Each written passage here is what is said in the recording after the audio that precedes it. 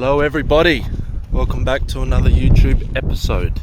We are leaving Monkey Mire, heading north to Carnarvon today, and on our way out of Monkey Mire we thought we'd call into the thong shack because the other day I blew a thong, blew a plugger, so now we're going to go nail it on the infamous thong shack and have my thong there for years to come. So, come join us for another episode. Hello.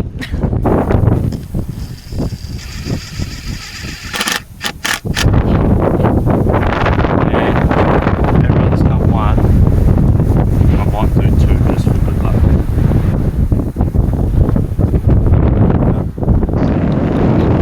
Wonder how long this is going to take.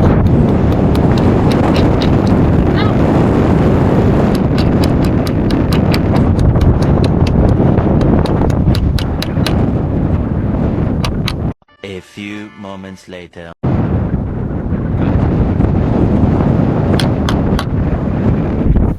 Nails and a rock got left here, so I tried to nail mine in. That's as far as I can get it. Oh well.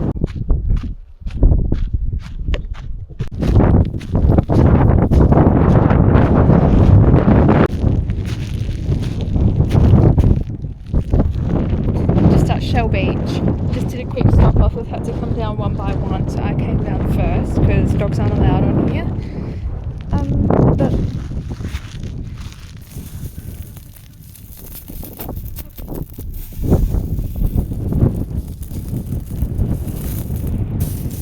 I thought it was going to be more shelly than this, I'm not going to lie, even though there's like this is literally like shell, but yeah.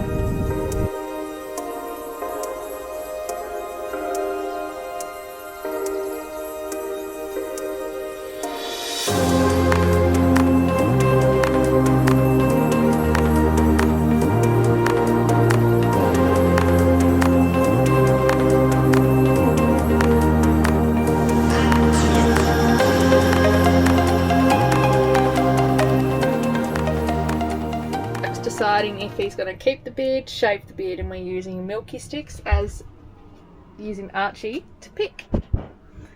Keep or shave? It's been like 2.5 months. I know, it's so bad. You've got to decide. Shave the beards on the left, that's going to be close. No. Shake. Good boy. Good boy. Wait. Shave the beard because it's on the left. Alright, go. Keep the beard. You keeping it? Is that what you decided, Arch? Oh, and he ain't shaved the beard too. What are you going to do? I'm going to keep it. If you ever want to know what it's like doing over a $400 shop trying to put away in the caravan, this is actually tidy compared to what it just was, and about half the stuff has been put away, but I honestly don't even know where to put. That bag's pretty much empty. I don't even know where to put half of this stuff, honestly. Like, there's still room up there, but I'm running out of space.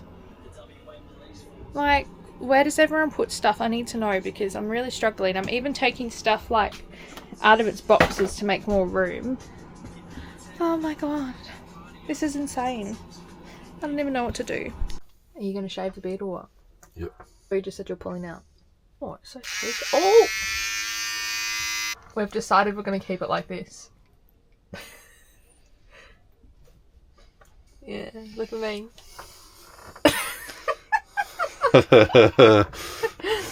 Alright, next update. What do you think it is? Chopper. Whoa! You look like a walrus. So we are in Carnarvon now. We got here yesterday afternoon. There's not much here. Alright. Not much here, but we are going today to go getting fresh produce from like the, I think it's called like the Fruit Loop sort of thing. So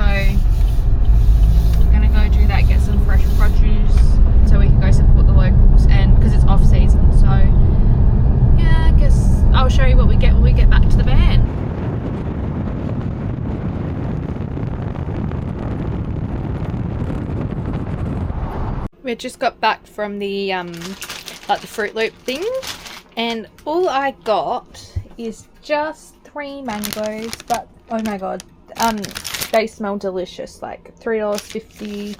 I could have got a massive one. That one's $4.50. No, $4.20, $4.50. I don't know. But they cost me $10. Well, cost us $10. Just had a slight change of plans to what we originally had organised to be in Carnarvon, so we're actually moving on today, a couple days early. I guess we'll explain a little bit more in the car. But we are actually heading up to Exmouth now instead of being in Carnarvon, and then from Exmouth we're going to go to, like, sorry, I'm out of breath, Sandy Point and 14 Mile campground. So that'll be really good. Finally get to do a bit of off-grid up in the Ningaloo. We turned the aircon off in here. Sorry, it's really, really hot. I'm like sweating.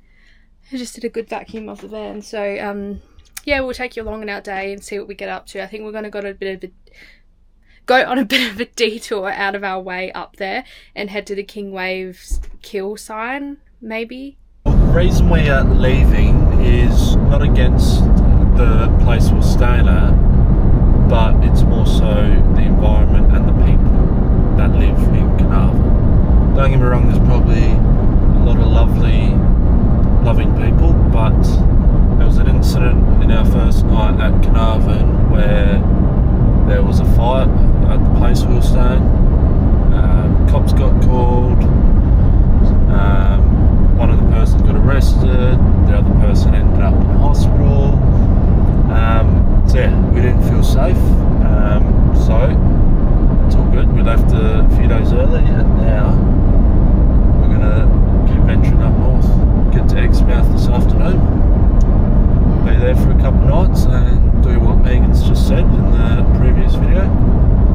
And yeah, I'm excited because we're going to be able to, our plan is to use Exmouth as a base for the next month or so. So I'm saying that meaning doing a lot of the Ningaloo camps and coming back to Exmouth to always stay a night or two to fill up and go grocery shopping and do what needs to be done, and then head back down to Ningaloo camps.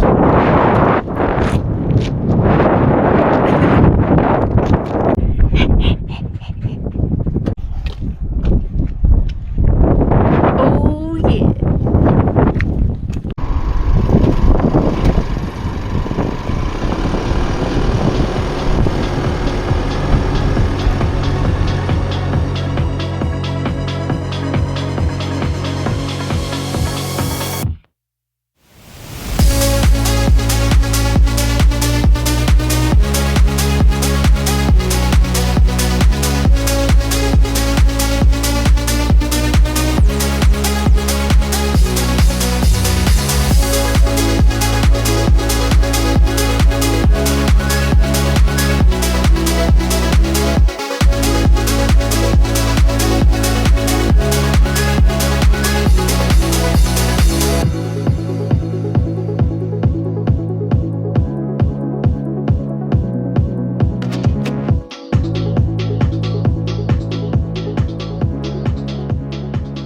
Heading up the coast inland right now is honestly not fun in the car. Don't mind how dusty it is.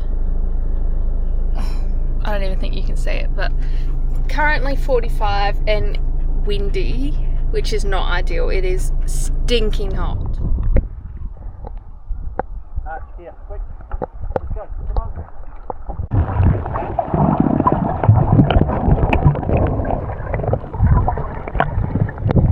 Arch.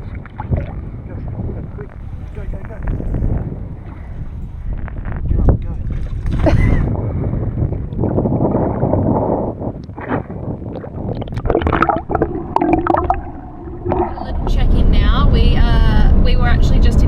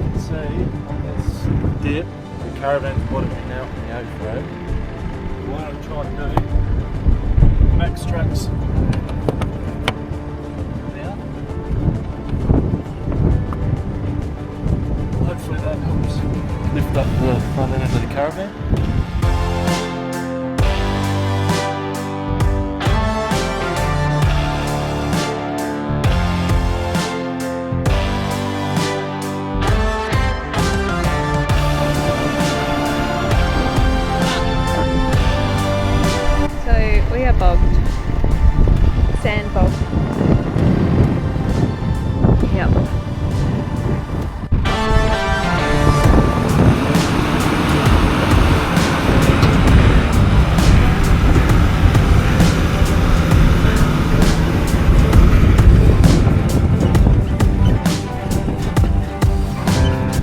Sand is hot. Sand is very hot. Sand is very hot. Ow! Sand is very, very cold.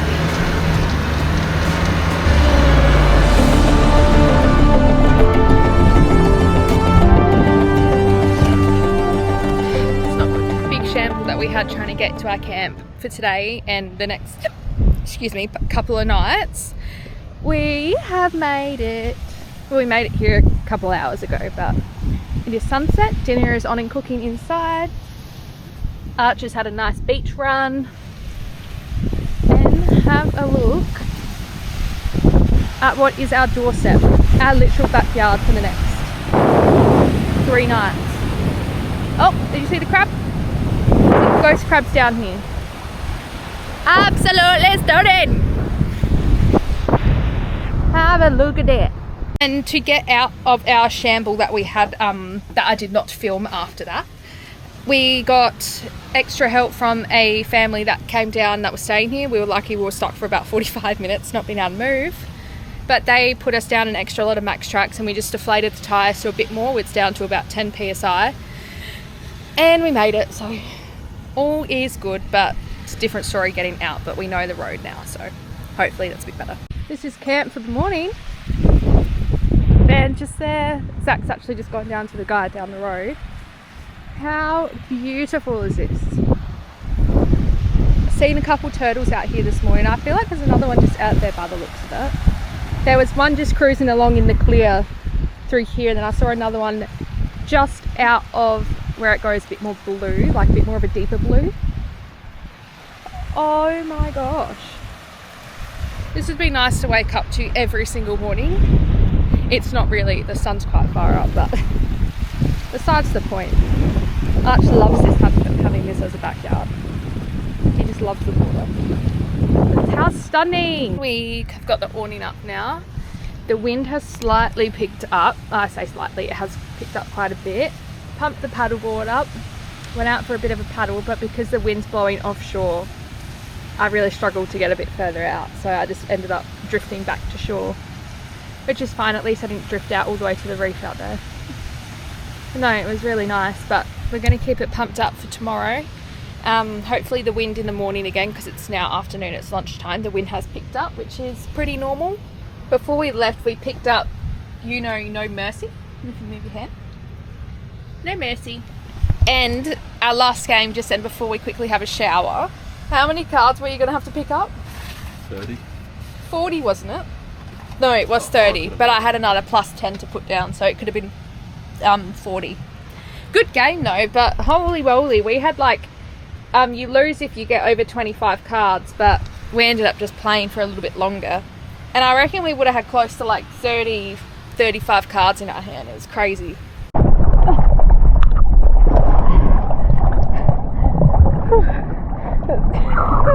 Don't. I'm not. Okay, ready? Come on, quick. Oh! Come on, Arch, let's go. Come on. Where is it? Quick, hit him. Come on. Up.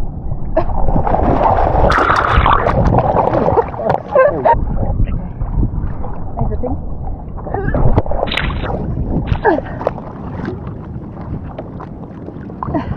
Very graceful.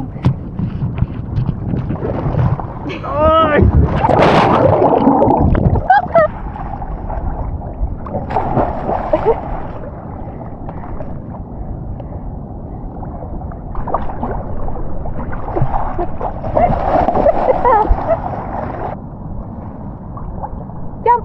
Come on! Oh, poor baby! It's Megan's turn now, look at her. And, oh. No. Oh.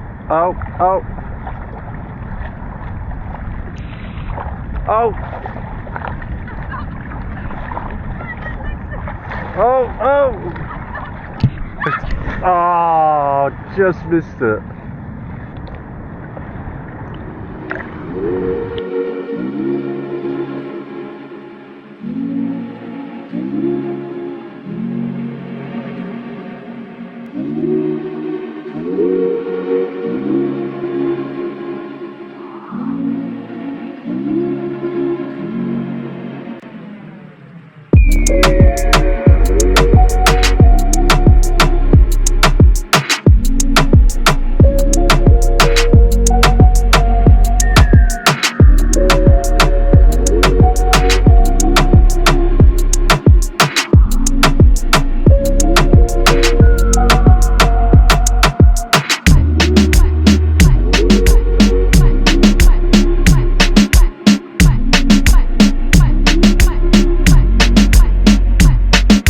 Now, we've been on the beach trying to spot turtles and stingers just so we could swim with them, being as nice as possible. Not trying to scare them, but just having the opportunity to swim with them. Shark or dolphin?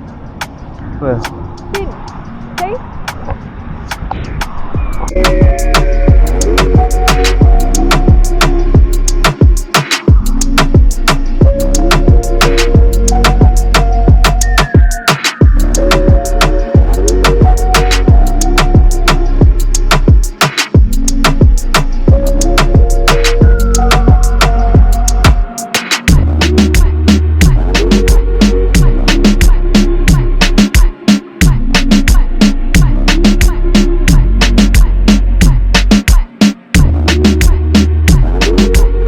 Last night, wrapping up at Sandy Point along the Ningaloo, and we just had the most epic sunset. It was just so pink, like my face today.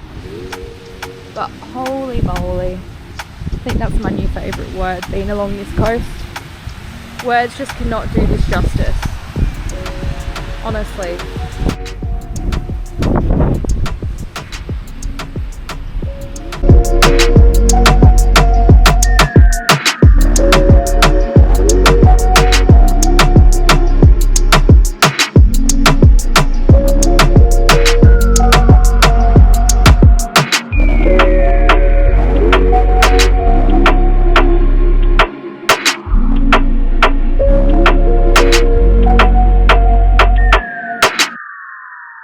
Good morning everyone, it's about 7:30 in the morning and look what we have woken up to. An absolute glass off this morning. It is just, I feel like I say this every single day, it's just so beautiful. And again, as I said yesterday, this is the off season. And like, we're lucky we've got some campers just next to us now, but oh my god. Have a look at this. Like we showed just before, an amazing morning.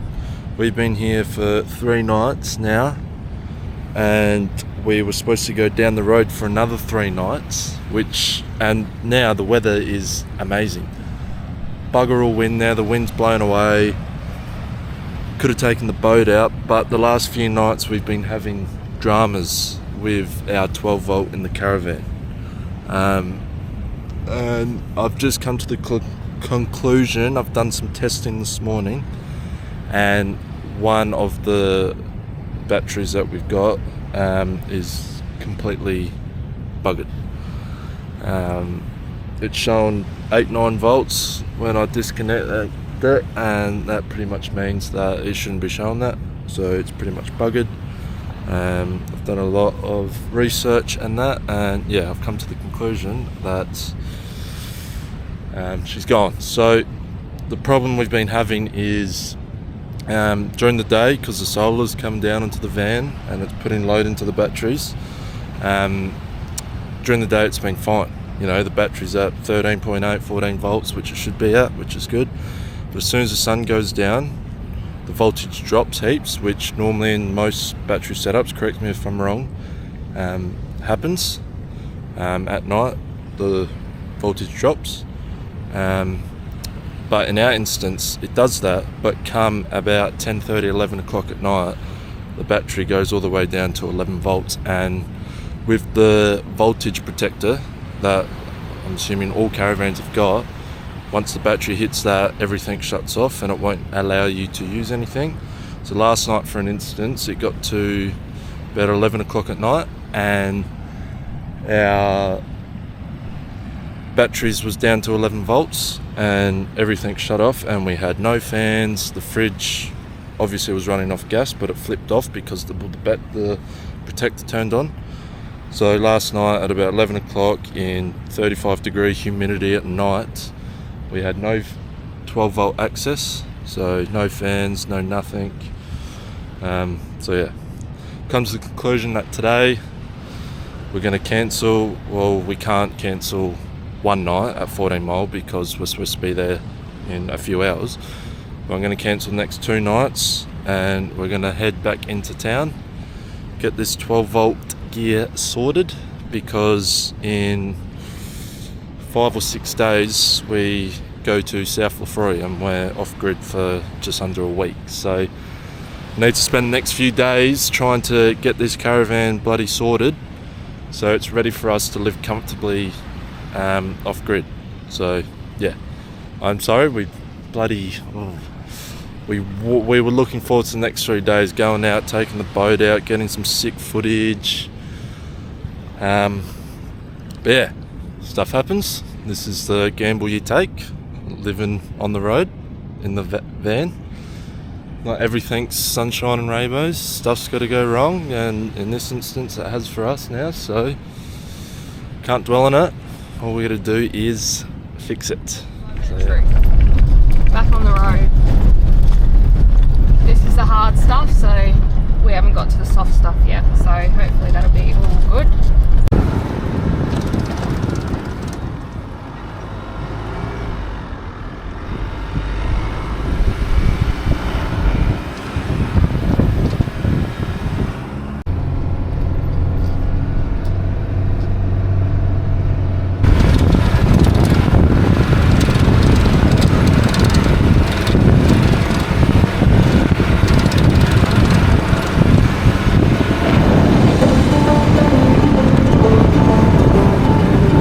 We got stuck last time coming in, so let's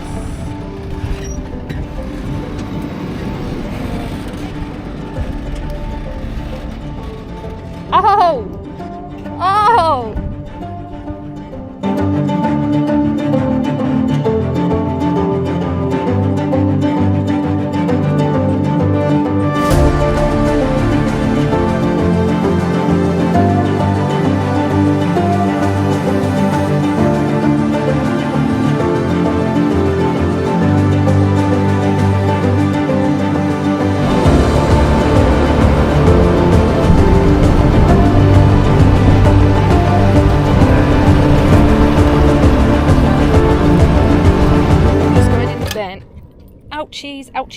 ouchies, that really hurt.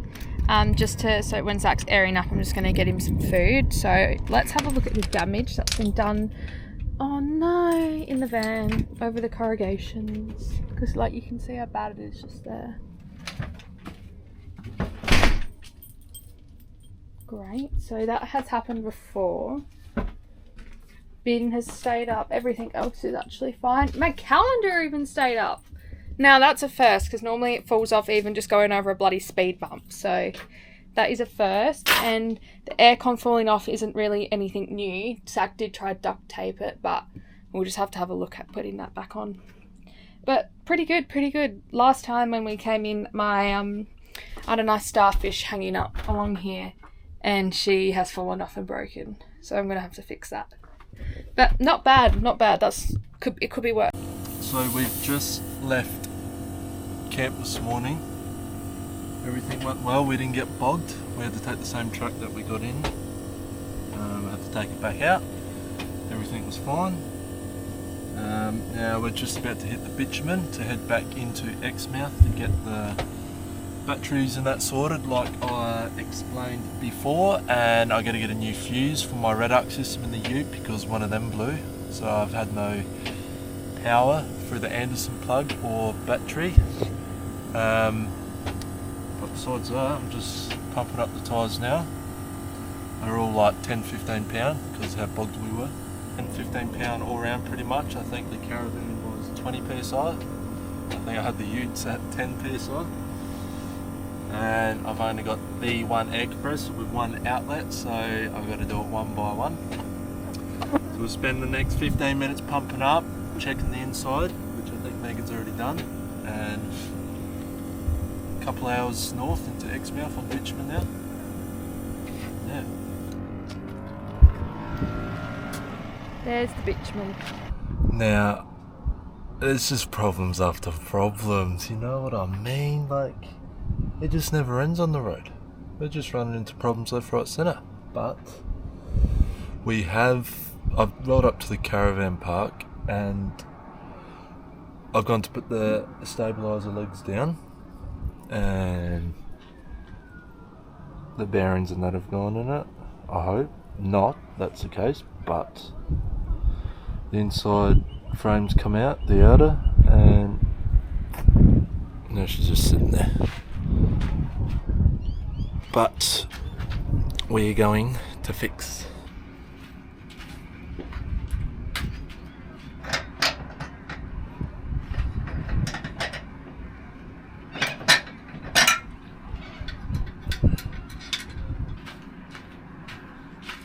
As you can see, this part bolts onto the van. This is the inner leg. It's supposed to slide in there, go up and down. But she's just had a thought that she wants to come all the way out this time. See all the bearings and that are in there. We'll see if we can fix it. Now, to be able to actually put this back in, to slide it back up in here, I'm understanding from the last time I've done this, I'm going to take this red cover off here and slide it all back in the groove so the bearings match up, so it can actually turn and rotate when you use this. So yeah, I'm going to have to open that now.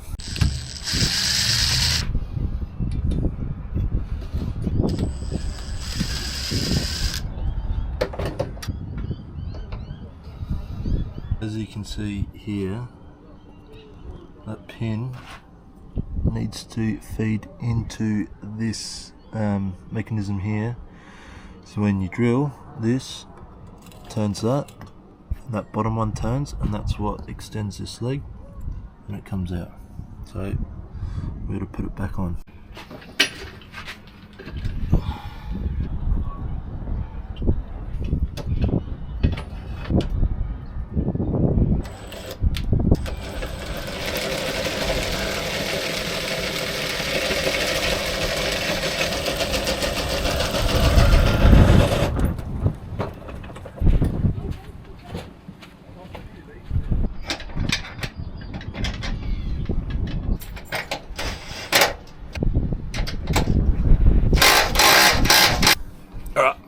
As you can see, back in working condition.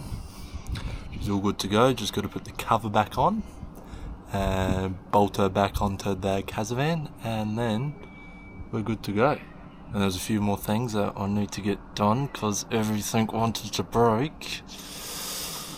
Anyways, I blew a fuse in the Utes reduct system, which powers the fridge in the back and also the Anderson plug outlet on the ute, so I got no fridge working in the back, and the caravan fridge won't run off battery when towing because the Anderson plug's not getting any power, so I've got to fix that. And yeah, well, the next job is because I run a dual battery set up in the ute, like I was saying before, runs the fridge in the back and also is the power source for the Anderson plug outlet on the back of the ute.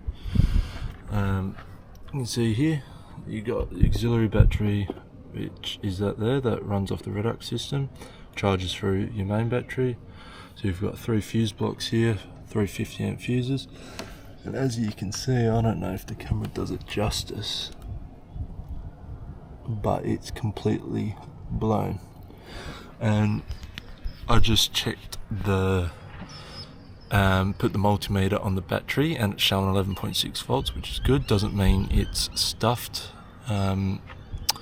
which is good. I haven't run it too dry, which can stuff batteries when they get below a certain voltage. They're gone skis.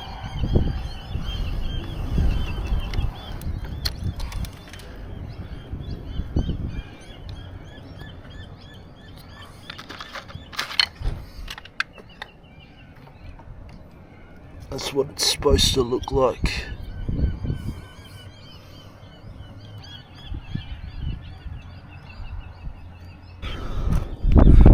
It's happened to me before, so if anyone's got any tips on why they keep blowing, because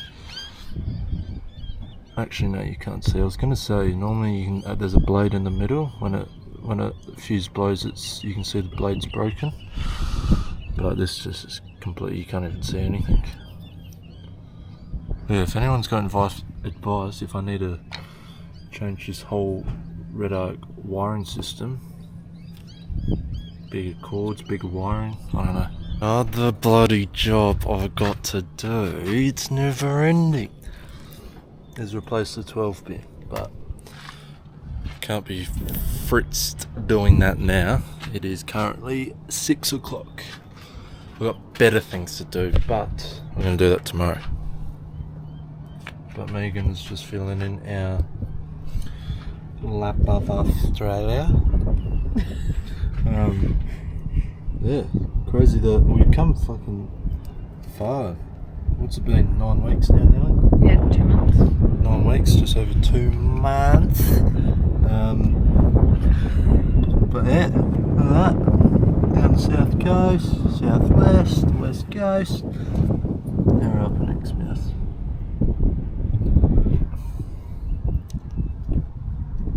Alright, we're going to the beach. So currently, me and Megan are playing security guard for the baby turtles. We're down at Exmouth. So you can see Megan's down there trying to protect all the turtles. Look at them. We're being respectful and keeping our distance, but you can see all the seagulls over there swooping and trying to take all the baby turtles. So what we're doing, as soon as we see the seagulls, we shoo them away, so it gives the best chance for the little baby turtles to get in the water and go, because surprisingly they don't have a big enough survival rate, because no, fuck off. There we go. Just saved one. Where is it? There we go. Just saved one. Seagull nearly had him. Scared the seagull away, had him in his mouth, dropped him, and now he's off. There's one. Add one to the tally. Go, son. Go. Go. Nearly there. Go.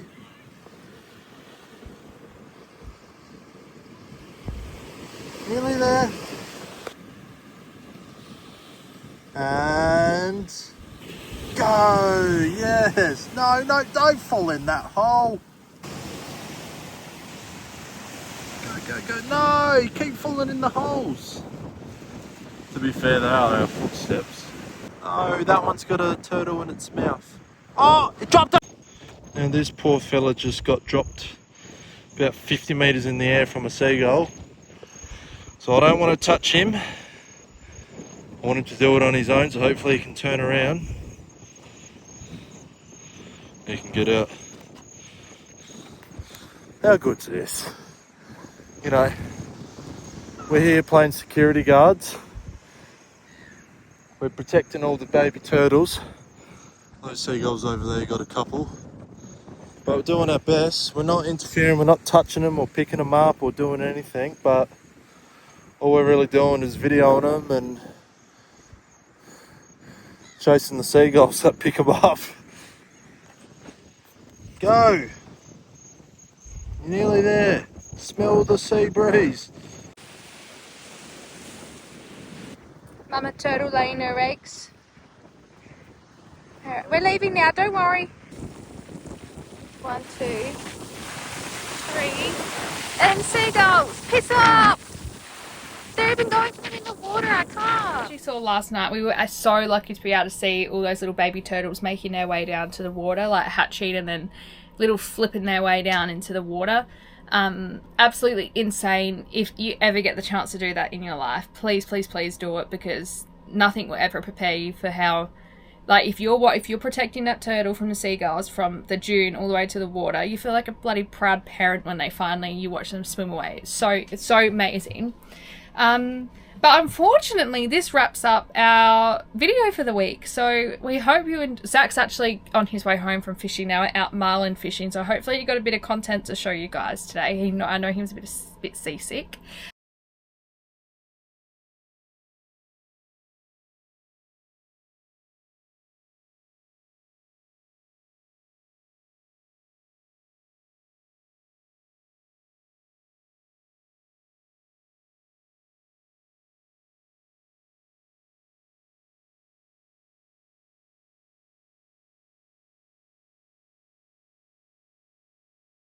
But yeah, that wraps up this week's video. We hope you enjoyed it. Can't wait to keep following along and seeing what we get up to over the next few weeks, still in the Ningaloo.